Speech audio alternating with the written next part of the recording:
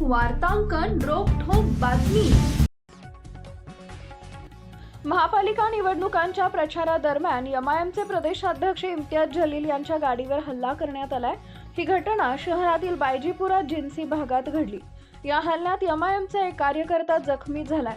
सुरुवातीला काही जणांनी जलील यांना काळे झेंडे दाखवले। जमाव आक्रमक होत असल्याने पोलिसांनी लाठी हल्ला केल्याचंही वृत्त आहे।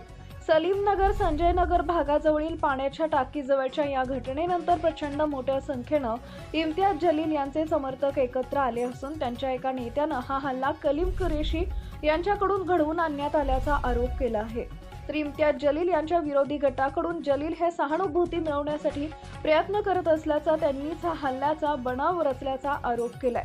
तसेच तिकीट वाटपातील आर्थिक व्यवहारातून हल्ला झाल्याचाही आरोप करत आहेत। काँग्रेसचे उमेदवार कलीम कुरेशी यांनी हे घडवून आणल्याचा आरोप एमआयएमच्या वतीने करण्यात आलाय। एमआयएमने संभाजीनगरमध्ये 21 नगरसेवकांची उमेदवारी कापून नव्यांना संधी दिली, त्यामुळे पक्षातही असंतोष होता।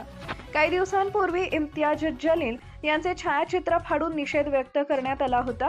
हल्ला झाला तेव्हा इम्तियाज जलील हे वाहनातील पुढच्या सीटवर बसले होते। सुरुवातीला काळे झेंडे दाखवल्यानंतर पोलिसांनी लाठीचार्ज केला होता।